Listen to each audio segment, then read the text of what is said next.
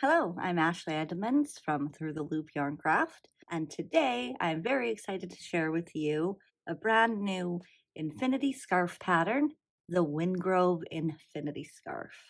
What's special about this infinity scarf is I've designed it that when you double wrap it around your neck, it almost fits snug like a cowl. So when you've double wrapped it, it's not going to hang loose, but stay nice and tight around your neck for an extra bulky, cozy, warm fitted scarf. Alternatively, if you let it loose and let it hang, not double wrapped around your neck, you have a nice, long, open look to it. For this pattern, I've used Mighty Stitch super bulky weight yarn, but you can use any number 6 super bulky weight that you have. And I've also used my 10mm Furls Streamline Swirls crochet hook. The dimensions of this scarf are about 8 inches wide and 58 inches long, and that will be the length of the starting chain before you join them.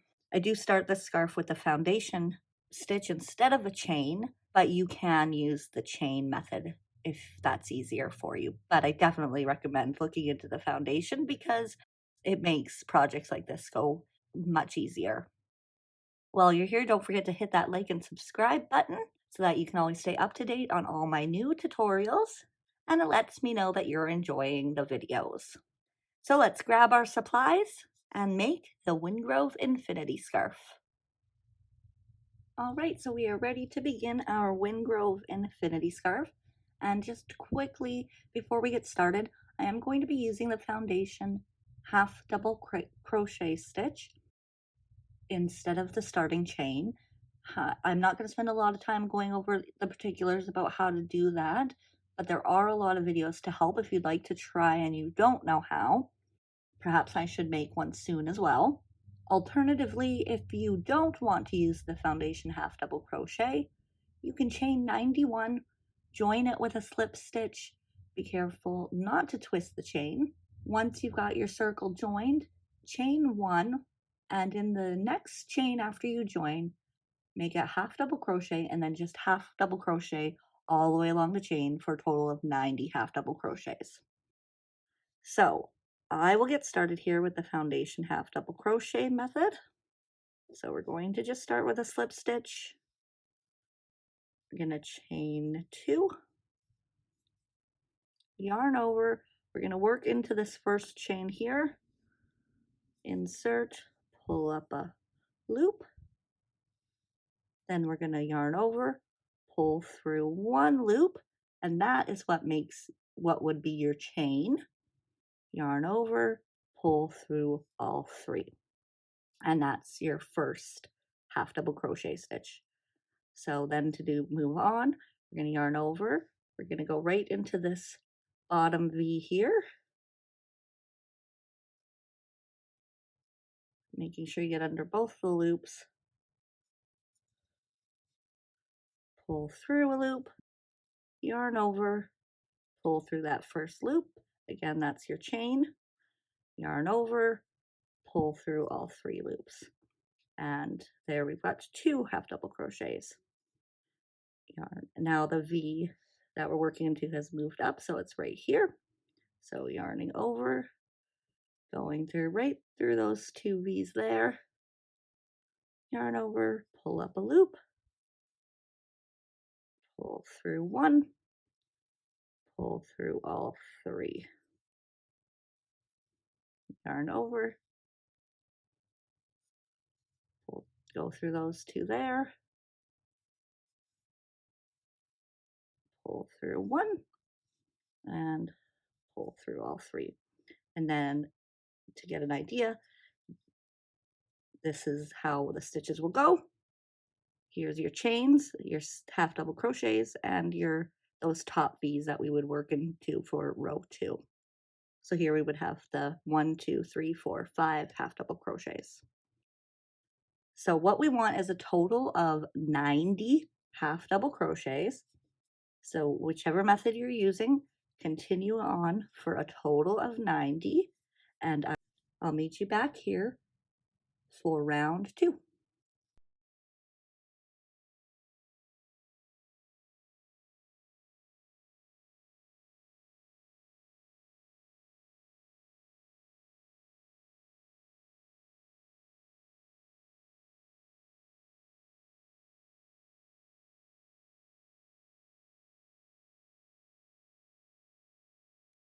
All right, so now you should have your first round completed with your 90 half double crochet, and we can join that together.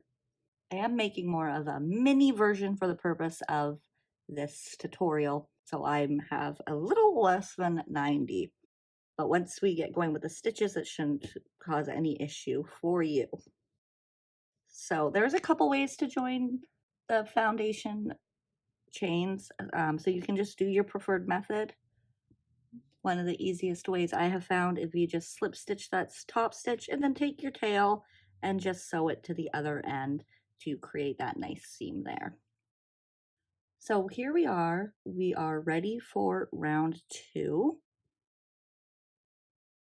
So I've slip stitched that top piece together and we're going to chain 2. Now for round 2, we're going to be using the double crochet in the 3rd loop. So here's your top 2 loops right here, the normal loops we work into. Now the 3rd loop is going to be right behind there. So this one just under there. So you've got your 2 and your 3rd one, it's right underneath that back loop right there. And that's for the entire round. That's what we're going to be stitching into. And we're just going to do our normal double crochet right into that 3rd loop.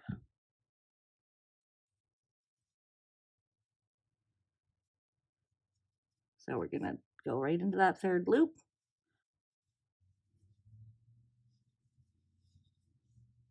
And we're just going to do that all the way around. So right into that loop and double crochet. Now you're just going to want to continue that all the way around again for a total of your 90 stitches.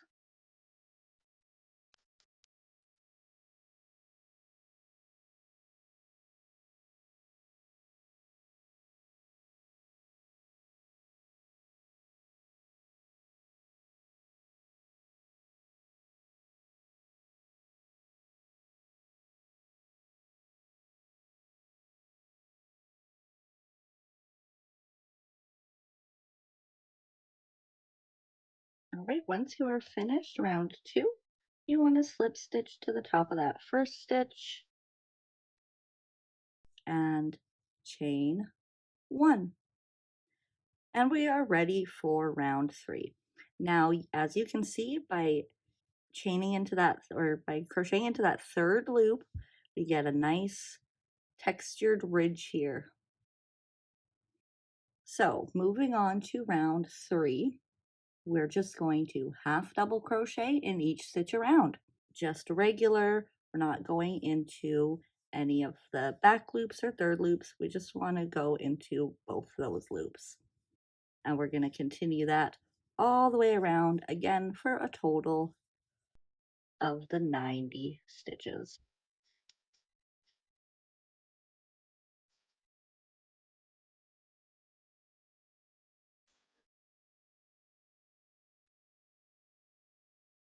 All right, so I have finished my round 3. So again, we're going to slip stitch into the top of that first stitch.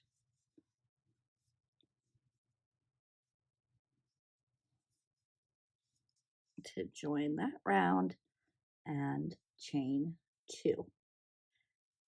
Now, all we're going to do moving forward is we're going to repeat rounds 2 and 3 until we get to round 9. So the next round will be the double crochet in the 3rd loop, just like we did previously for round 2.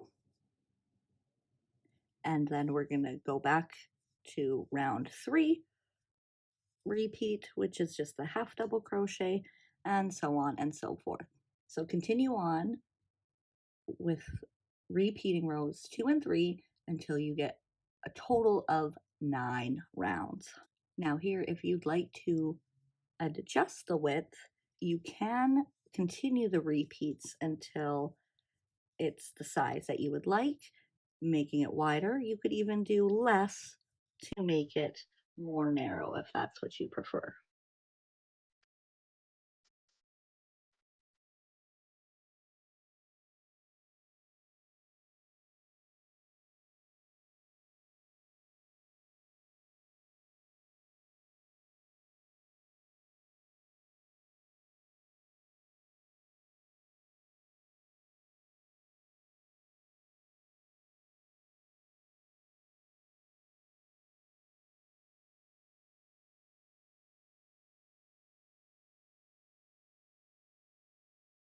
Okay, so I brought in my full-size scarf so you can kind of get a better idea of what it should be looking like.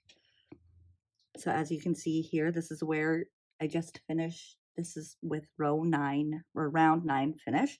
So it's a nice size. This is where you can add a couple more rounds if you would like, repeating rounds 2 and 3. So for round 10, we're going to, of course, slip stitch here to that first stitch, and we're going to chain 1. So round 10 is going to be a little bit different. We're going to do it like the double crochet row where we with double crocheting into the third loop. However, to finish it off and make the top look similar to the bottom, we're going to do half double crochet into the third loop. So just the same way we did the double crochet rows, but just with the half double crochet. So we're going to half double crochet in the third loop all the way around. And again, that will be a total of 90 stitches. So there you can see we were getting that similar look to the first couple rows when we started. So continue that around, and I will meet you right back here once we've finished round 10.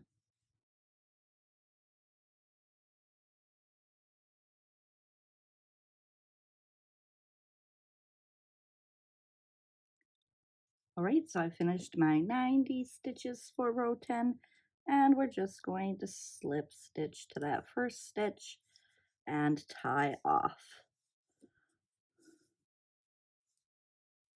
And as you can probably tell by now, it's got some nice weight to this scarf. And there we go. It's a nice size. It fits nice and snug when you do the double wrap, as I mentioned. And that's all there is to it.